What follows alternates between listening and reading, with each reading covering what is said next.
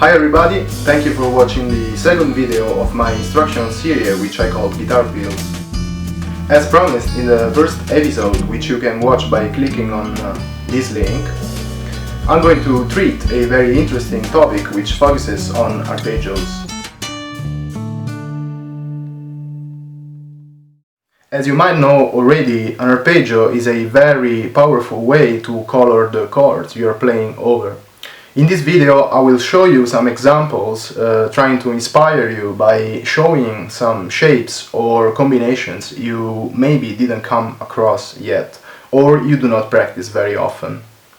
I'm going to use a 2-5-1 progression in C major to show you these examples. Each one of these arpeggios will start from a chordal note of the second degree, which is D minor 7 and which is a Dorian. We'll see a total of 4 examples. The sequences will always follow an ascending movement from the lowest string to the highest one, having a maximum of 10 notes per arpeggio with a combination of 2 notes, 1 note, 2 notes, 2 notes, 1 note and 2 notes per string. Once the top note is reached, I start the next arpeggio sequence by always descending to the closest note of the next scale. From that moment on, the following arpeggio will be descending and it will be based on the scale which is able to alter the chord, which is in this case A flat melodic minor that we use over G7. It will result that the descending arpeggio will always end on a chordal note of B flat minor 7, which is actually the second degree of A flat melodic minor.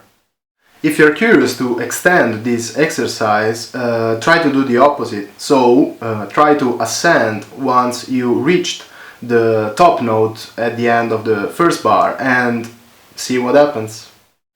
The last arpeggio will be once again ascending and it will treat the major chord, which is C major, as a 4th degree, so a Lydian.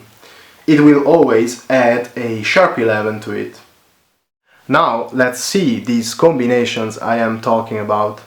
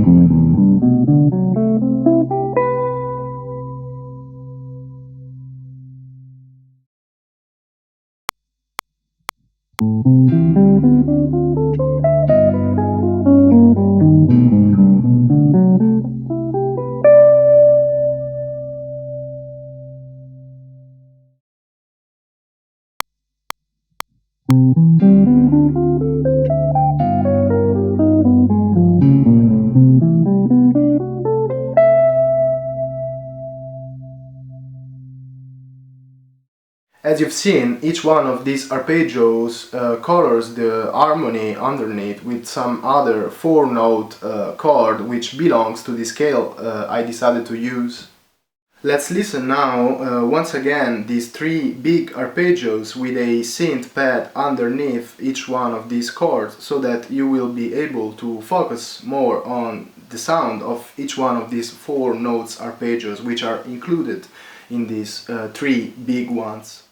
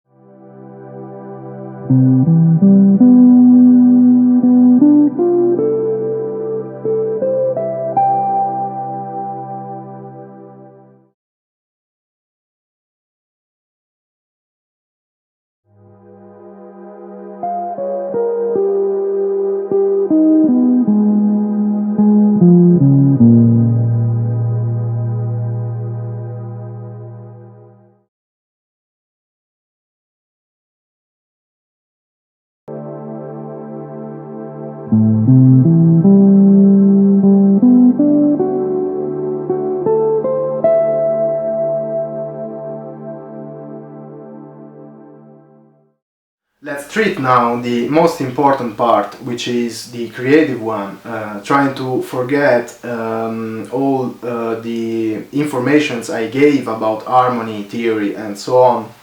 I decided to apply these exercises in a very famous jazz standard, which is called Milestones Hold.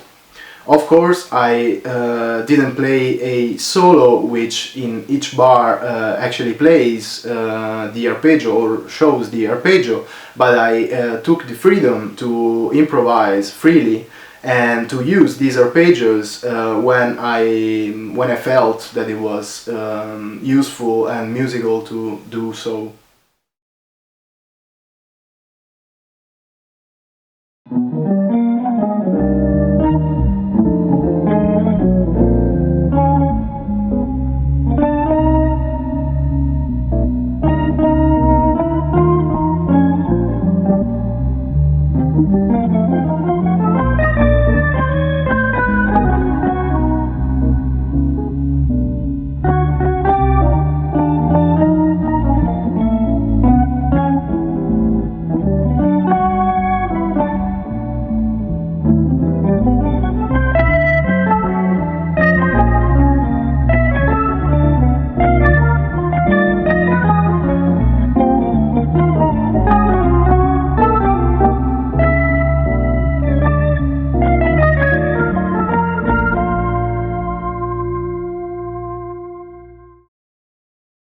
Thank you everybody once again for watching my instructional series Guitar Pills, and I would like to remind you to subscribe to my channel if you found the content helpful. I would like to anticipate the next topic, which is gonna be treated in the third episode, and which is gonna focus on the use of the metronome. The metronome is a very useful and powerful tool to practice, and I'm gonna divide the use of the metronome into different levels and into different, let's say, difficulties. As I probably already mentioned, I would always like in a new episode to find a connection with the previous one, so I'm gonna stick to Milestones Hold and I'm gonna show you how to play the melody of Milestones Hold with these different levels of difficulties. Thank you once again, and I really hope to see you soon.